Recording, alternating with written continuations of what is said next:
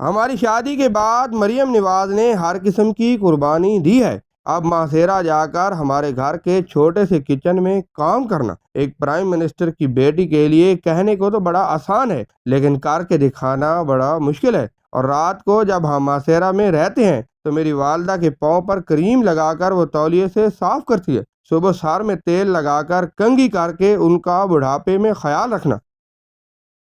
مریم نواز اور کیپٹن صفدر کی شادی خانہ آبادی اور اس کے بعد متوسط طبقے سے تعلق رکھنے والے کیپٹن صفدر اور صنعت کار گھرانے کی لاڈلی بیٹی مریم نے کیسے ایک دوسرے کے خاندانوں میں ایڈجسٹ کیا، یہ سب کچھ آج کی اس ویڈیو میں ڈسکس کیا جائے گا۔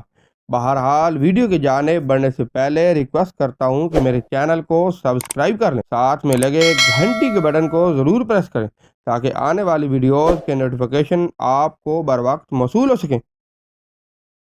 کتاب کے مصنف سہیل وڑیچ نے کیپٹن صفدر سے سوال کیا کہ میاں نواز شریف سیاستدان ہونے کے علاوہ آپ کے سسر ہیں، آپ سے ان کا شفقت کا انداز کیسا ہے؟ ان کے انداز سے ان کی بطور انسان صلاحیتوں کا اندازہ لگایا جا سکتا ہے۔ اس سوال کا جواب دیتے ہوئے کیپٹن صفدر نے کہا کہ شفقت کے انداز کی تو مختلف چیزیں ہیں، اب میں آپ کو کیسے بیان کروں؟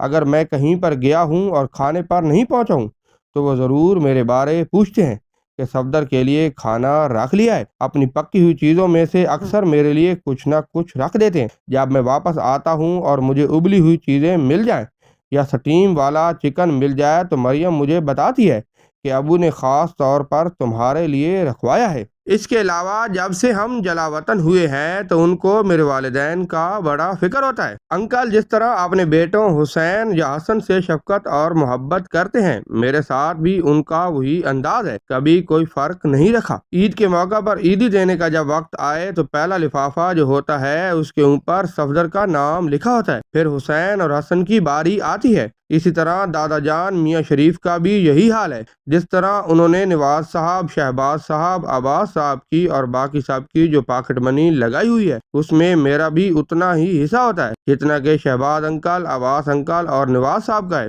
انکل سے مجھے بھی دوسرے بچوں کی طرح ڈانٹ بھی پڑتی رہتی ہے۔ کیا مریم بھی آپ کی شکایت اپنے والد سے لگاتی رہتی ہے؟ اس سوال کا جواب دیتے ہوئے کیپٹن صفدر نے کہا کہ وہ بیچاری نہیں لگاتی، اس کی کوشش یہی ہوتی ہے کہ بس ایسی کوئی بات ہو بھی تو چھپا لیں۔ سہیل وڑیچ نے پوچھا کہ اور کس بات پر وہ ناراض ہوتے ہیں؟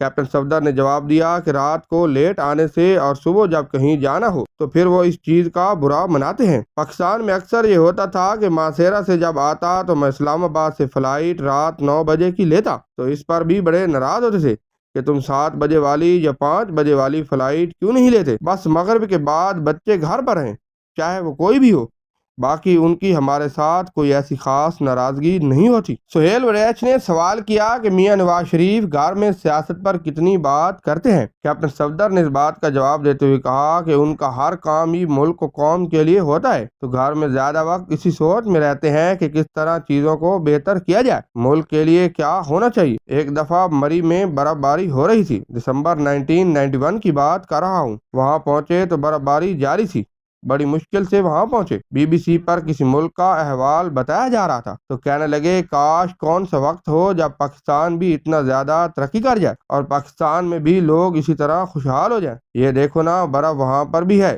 اور ہمارے پاس بھی ہے، مگر وہاں پر برف کوئی مسئلہ پیدا نہیں کرتی۔ آپ کی شادی ہو گئی ہے، آپ دونوں نے ایک دوسرے کے خاندان میں کیسے ایڈجسٹ کیا؟ اس سوال کا جواب دیتے ہوئے کیپٹن صفدر نے کہا کہ میرا خیال ہے میں نے نہیں بلکہ مریم نے زیادہ ایڈجسٹ کیا ہے۔ مریم نے ہر قسم کی قربانی دی ہے۔ اب ماسیرا جا کر ہمارے گھر کے چھوٹے سے کچن میں کام کرنا ایک پرائم منسٹر کی بیٹی کے لیے کہنے کو تو بڑا آسان ہے، لیکن کر کے دکھانا بڑا مشکل ہے۔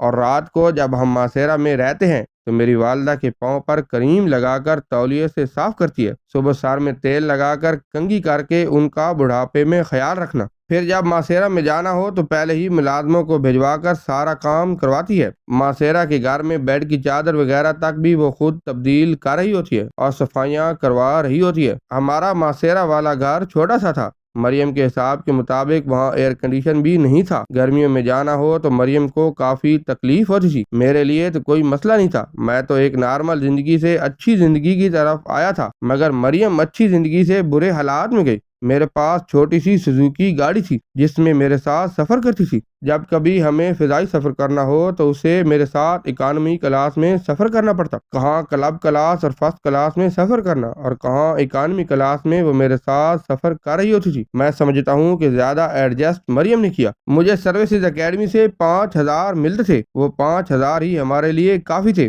سروسز اکیڈمی میں ٹریننگ کے لیے میں نے اتفاق اسپتال کے پاس ایک گھر کرائے پر لینے کا سوچا کہ جب تک لاہور میں ہوں تو وہیں پر رہوں گا۔ تو جب میاں شریف کے خاندان کو پتہ چلا تو انہوں نے کہا ایسا نہ کرو، اگر حسن اور حسین ماسیرا جائیں اور وہاں پر پڑھیں تو وہ کسی اور جگہ رہیں اور تمہارے گھر نہ رہیں۔ تو میں نے کہا نہیں جی وہ تو اور بات ہے۔ تو نواز شریف کہنے لگے کہ نہیں، سیکورٹی کا مسئلہ ہے۔ دادا جان میاں شریف نے کہا کہ آپ کے لیے بہتر ہے کہ آپ ہمارے ساتھ ہی گھر پر رہیں۔ پھر انہوں نے مجھے وہاں نہیں رہنے دیا اور کہا کہ آپ ادھر ہی ہمارے ساتھ رہیں، جب تک آپ نے لاہور میں رہنا ہے آپ یہاں پر رہیں۔ یہ تو بہت بری بات ہوگی کہ صفدر علیحدہ رہ رہا ہو۔ صبح جب اکیڈمی جاؤ گے تو مریم گھر پر اکیلی ہوگی، تو آپ کے لیے بڑے مسئلے ہیں۔ پھر میں نے اپنے والد صاحب سے مشورہ کیا، انہوں نے کہا کہ بڑے جو کہہ رہے ہیں وہ ٹھیک ہی کہہ رہے ہیں، آپ وہی کریں جو وہ کہہ رہے ہیں۔ صبح اکیڈمی چھوڑنے گاڑی جاتی تھی اور شام کو واپس لے آتی تھی۔ کھانا گھر میں پکا ہوتا تھا، ہم تو 2 ہی تھے، ہمارا تو 5,000 ہی ہمارے لیے کافی تھا۔ اللہ نے جب تقدیر لکھی ہوئی ہے تو اس کو آگے نبھانا بھی اس نے لکھا ہوتا ہے، پھر اس میں ہی اس نے اپنے فضل بھی لکھے ہوتے ہیں۔ اور اللہ کا شکر ہے کہ میں نے کبھی ذہن میں یہ نہیں سوچا کہ میں نواز شریف صاحب کا داماد ہوں یا میاں شریف میرے دادا سسر ہیں اور اتنے امیر آدمی ہیں۔ اکثر ایسا ہوتا ہے کہ ایئرپورٹ جاؤں تو جہاز کا ٹکٹ نہیں ملتا تو کسی کو نہیں کہا کہ پرائم منسٹر ہاؤس کے کوٹے سے ہی دے دیں۔ میں اپنے خاندان اور روایات کو نہیں بھولا، اور یہ ٹھیک ہے کہ پرائم منسٹر ہیلی کاپٹر پر ماسیرا جاتے رہتے ہیں، مگر وہی چھوٹے سے گھر کے آگے ہی تو اترتے ہیں، وہی گھر جو والد صاحب نے 1969 میں بنوایا تھا۔ تو یہ ایڈجسٹ کرنا کوئی مشکل کام نہیں تھا۔ میں نے تو کوئی جھوٹی انا کا لبادہ بھی نہیں اوڑھا تھا، میں جو تھا وہی رہا۔ ماسیرا جانا، انہی گلیوں میں پھرنا، اپنے دوستوں کے ساتھ بیٹھنا، انہی چھڑوں پر بیٹھ جانا، تو اس لیے پھر بندے کو مشکل نہیں پڑتی۔ اللہ کے فضل و کرم سے 12 اکتوبر آیا اور گزر گیا۔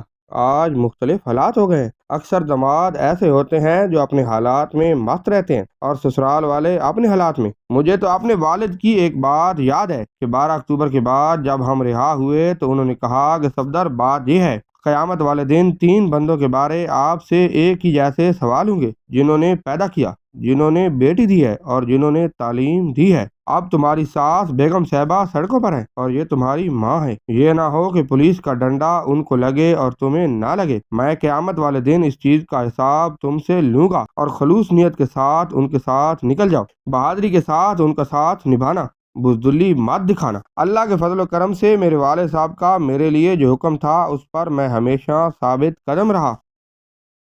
غدار کون سے کتاب سلسلہ ابھی جاری ہے۔ اگلی قسط میں پاکستانی سیاست کے مزید حقائق آپ کے ساتھ شیئر کیے جائیں گے۔ اگر یہ ویڈیو آپ کو پسند آئی ہے تو ویڈیو کو لائک اور شیئر کریں، چینل کو سبسکرائب کریں۔ ملتے ہیں اگلی ویڈیو میں، تب تک کے لیے اللہ حافظ۔